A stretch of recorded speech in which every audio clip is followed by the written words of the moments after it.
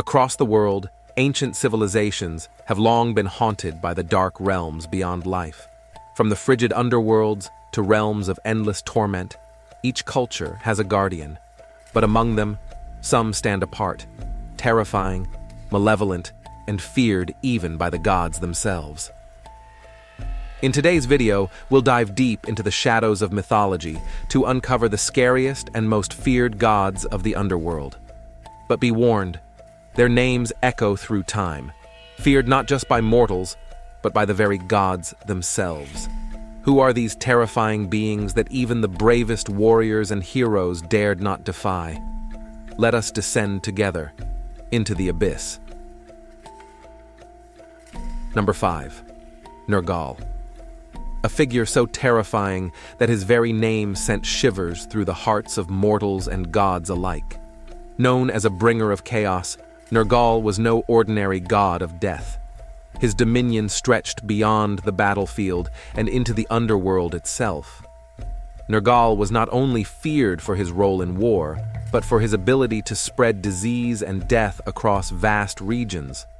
One of his many terrifying titles was Lord of Plague. In Mesopotamian myths, his anger brought plagues upon cities, wiping out entire populations without mercy. Nurgal's fearsome power is demonstrated when he ascended to become the king of the underworld. The myth describes how Nural initially insulted Ereshkigal, the goddess of the underworld, by refusing her hospitality. Enraged, Ereshkigal demanded that Nural be brought to the underworld to pay for his disrespect. Upon reaching the underworld, he overwhelmed the forces of Ereshkigal and took her throne by force, becoming the Lord of Death. His wrath knows no bounds. He was not a guardian of souls, but a destroyer, taking delight in the ruin he caused. Number 4. Wiro. Maori mythology teaches us about this god of death, evil, and darkness, who does not bring balance or justice. He brings only destruction. His underworld Tepo is not a realm of peace for the dead, but a place of unending torment. Unlike other gods of death who offer finality, Wiro delights in the misery of both the living and the dead. In Maori legend, it is said that Wiro seeks the souls of the recently deceased, dragging them down into Tepo to suffer for eternity. This is no resting place for spirits.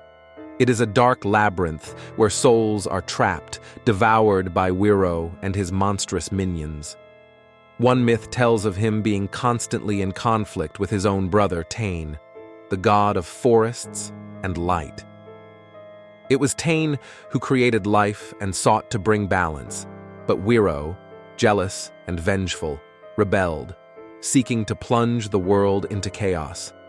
In his fury, Wiro sent plagues of disease and death to infect the world. It is said that every disease and misfortune can be traced back to Wiro's evil influence. He grows stronger with every spirit he consumes. His very presence is toxic, bringing decay wherever he slithers. Number 3. Batara Kala. This terrifying, insatiable figure, Batara Kala, is the god of destruction, darkness, and time. He was born from the lust of the chief god Batara Guru. It is said that his very birth was a mistake, a product of unrestrained desire and uncontrollable chaos. He is not just a force of death, but the embodiment of time, which devours everything in its path. Batara Kala is said to devour children, specifically those born at inauspicious times, as they are believed to bring bad fortune. The fear of Batara Kala's wrath is so deep that rituals are performed to ward off his hunger, and parents seek protection for their children from his destructive gaze. In some tales, Batara Kala has been known to consume the sun and moon during eclipses. As the master of time itself, he devours everything, for nothing can escape the relentless march of time. No one can escape the wrath of Batara Kala. Time devours all. Number 2. Ahash. The Stinking One, the Lord of Metnal, the god of death, decay, and eternal torment. Ahash is not only the lord of the dead, he is the embodiment of everything that follows death, rot, decay, and agony. His domain is Nural, the lowest and darkest level of the Mayan underworld. It is a place of unending pain, where the souls of the wicked are tormented for eternity. But he does not wait for death to claim his victims. He stalks the sick and the dying, waiting to drag their souls to his kingdom. He feeds on the suffering of the living, relishing in the anguish of those who fear death. His presence is often marked by the sound of owls. Ahash wears the bones of the dead, decorating his body with their eyes, their screams forever trapped in his kingdom. Those who fail to perform the necessary rituals to appease him risk their loved ones being stolen away before their time. And then there's the darkest aspect of Ahash, his sadism. While other death gods judge or protect the dead, Ahash tortures them. He gleefully drags souls into Nural, forcing them to endure pain beyond imagining. Number 1. Miklin. In the ancient world of the Aztecs, death was not an ending, but a passage. And at the lowest depths of that passage ruled the most feared god in their pantheon, Miklin. Miklin was not just a god of death, he was death itself. His domain, Miklin, was an unforgiving, desolate wasteland where the dead journeyed to meet their eternal fate. To reach their final resting place, souls had to endure a brutal 4-year journey through 9 terrifying levels.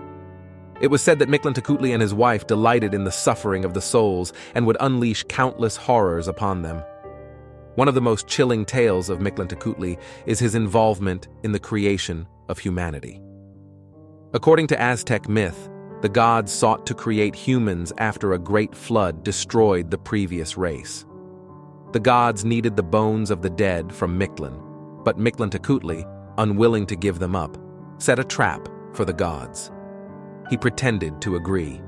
He told Quetzalcoatl he could take the bones, but as the god collected them, Miklin unleashed his minions. Quetzalcoatl was ambushed by swarms of bats and collapsed cliffs, causing him to drop the bones. The horrors of Miklin were many. Souls crossed perilous mountains, swam through rivers of blood, and were tormented by fierce jaguars. Human sacrifices were made in his honor, and the skulls of the sacrificed were displayed in Tzompantli, racks of skulls, as offerings to the Lord of the dead. Once in his grasp, there was no escape. We have journeyed through the darkest myths across cultures, where gods of the underworld hold sway. These deities are more than just lords of the dead.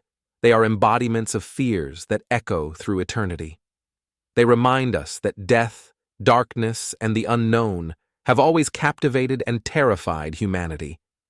If this journey intrigued you, leave a comment below.